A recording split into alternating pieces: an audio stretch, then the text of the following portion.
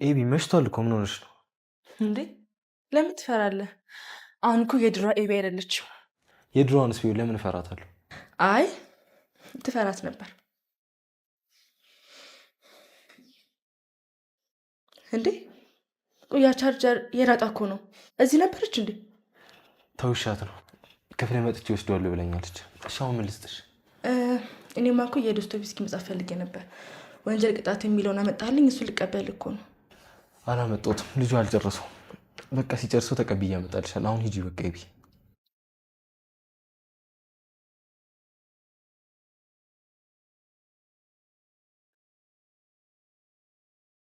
ናታን በሩን ክፈትልኝ በእናትህ። ያው ቻርጀሬን ወስደህ ስልኬ ቻርጀር ሊዘጋ ነው። ክፍልሽ አመጣልሻለሁ ዳጣ። ምን? ክፍልሽ አመጣልሻለሁ። አረ በእናትህ ክፈት እንዴ!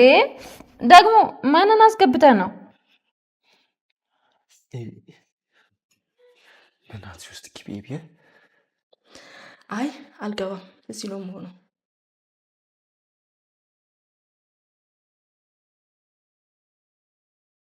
አንተ ናታን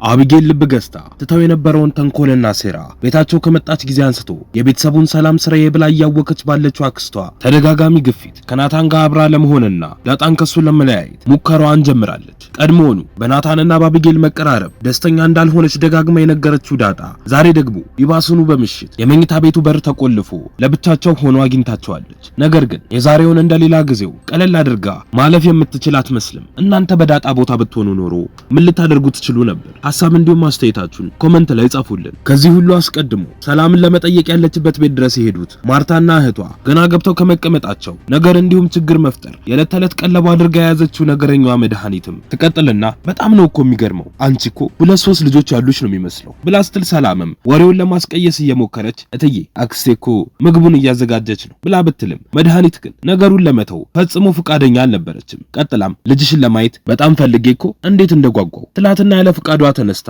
ልጇን ታይባትና መልሳ ተቀምጣ በውስጧ ነገር እያሰበች መብሰልሰል ትጀምራለች። ማርታም ትቀጥልና እሺ መድዬ እንዴት ነው ልጁ ራሷን ሰላምዬ ነው አይደለም የሚመስለው ብላ ስጠይቃት መድኃኒትም አረ በፍጹም እንደውም ከሷ ይልቅ የድሮ ትንሿን ውሃዬን ነው የሚመስለው። ያው እኔ መቼም የማይመሳሰል ሰው ማመሳሰል በፍጹም አይለቀኝም የሆነ በሽታማ አለብኝ ብላ ስትላት ሰላምን በድንጋጤ ማርታም በጭንቀት እንዲሁም ግራ በመጋባት ስሜት ፊቷን ማየት ይጀምራሉ። ሰላምን በመሃላቸው የተፈጠረውን ዝምታ ለማረሳሳት ትቀጥልና እኔ ምልሽ እትዬ ዳጣ እንዴት ናት? ሰሞኑን እኮ አልመጣችም ብላ ስጠይቃት ማርታም ደህና ናት ምን ትሆናለች ብለሽ ነው? አሁን ብታያቸው ከአቢጌል ጋር ተስማምተው ጭቅጭቅ የለ ፍቅር በፍቅር ሆነውልሻል። እንግዲያው ያው እንደተነጋገርነው አንከር ብለሽ ወደ ቤት ትመጫለሽ። ልጆቹም ከናፈቁሽ ሰሞኑን ሰብሰብ አድርጌ ነው ምልክልሽ። ረብሻቸውን ከቻልሹ ማለቴ ነው ደረ ይዟቸው ይመጣል ብላ ስትል መድኃኒትን በመሃል ትገባና በጣም ጥሩ ሐሳብ ነው እንደውም ደረጃ ይዟቸው ቢመጣ ጥሩ ነው። እኔ ምልሽ ሰላምዬ ውሃዬን ግን በጣም ነው አይደለም የምትወጃት? ያው የሚወዱትን ሰው አመሳስለው ነው የሚወልዱት ይባላል። ማርትዬ ህፃኑ እኮ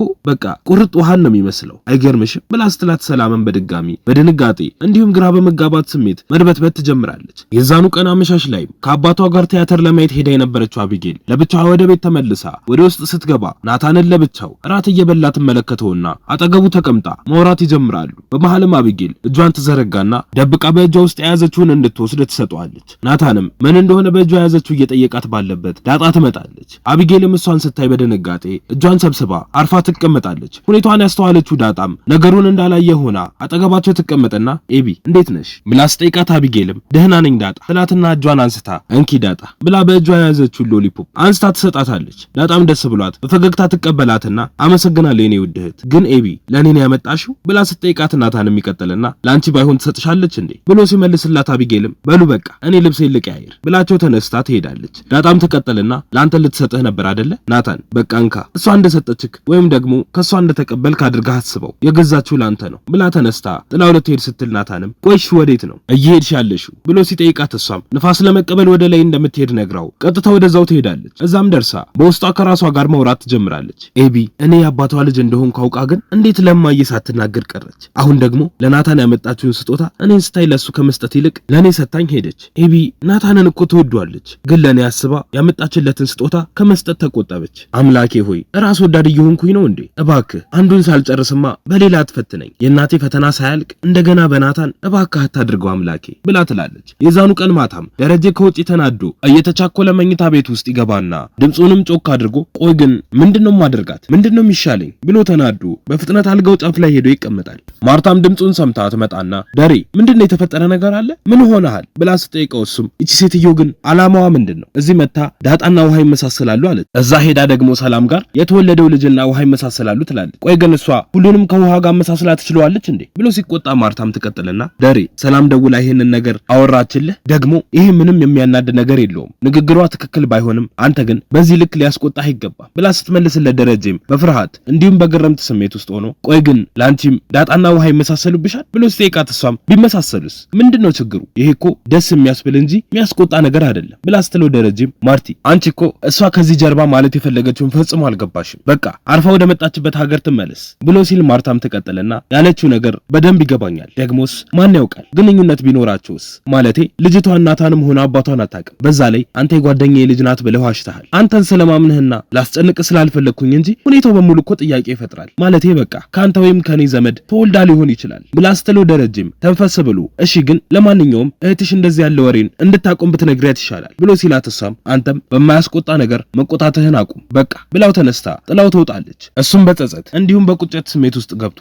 ስቅስቅ ብሎ ማልቀስ ይጀምራል። በሩ ስር ተደብቃ የአባቷን ሁኔታ እያየች የነበረችው አቢጌልም ቀስ ብላ እያየችው እሷም ማልቀስ ትጀምራለች። ወደ ውስጥም ትገባለች። ደረጀም ኮቴዋን ሰምቶ ፊቱን ግማሽ ዞር አድርጎ ፈገግ ይልና አቢጌል በሩ ክፍት ነበር አይደለ ብሎ ሲጠይቃት እሷም አትዋሽ አባዬ አሁን አይቻለሁ ስታለቅስ ቆይተሃል፣ ለምን ከምታለቅስ አትናገርም? ካልሆነ ግን እኔ ራሴ ነግራታለሁ እሺ ብላ እየጮች ባለችበት ማርታ ትመጣና ኤቢ ምንድነው ብላ ስጠይቃት ምንም መልስ ሳትሰጣት እያለቀሰች ጥላት ትወጣለች። እሷም ግራ ተጋብታ ደሬ ምንድነው ምን ሆና ነው ብላ ስጠይቀው እሱም ተያት ማርትዬ ዝም ብላ ነው እባክሽ በቃ አሁን እኔም መተኛ ትፈልጋለሁ ብሎ ይላትና እሷን ከክፍሏ አስወጥቶ ማልቀሱን ይቀጥላል። በነጋታውም ጠዋት ናታንና አቢጌል አብረው ደረጃው ላይ ተቀምጠው እያወሩ ናታንም በመሃል ትናንት አርጁንን መንገድ ላይ አግኝቶት እንደነበረና ራሴን አጠፋለሁ እያለ ስለሆነም በስርዓቱ ብታናገረው ጥሩ እንደሆነ ይነግራታል። በዛን ሰዓት ላይ መድኃኒት ወደ ውጭ ልትወጣ ስትል ታገኛቸውና እንደለመደችው ጭንቅላቷ ላይ የተንኮል ሐሳብ አምጥታ ወደ ዳጣ ክፍል ትሄድና እንዴት ነሽ ነይ እስቲ አንድ ጊዜ ፈልጌሽ ነበር ብላ ጠርታ ከመኝታ ቤቷ ታስወጣትና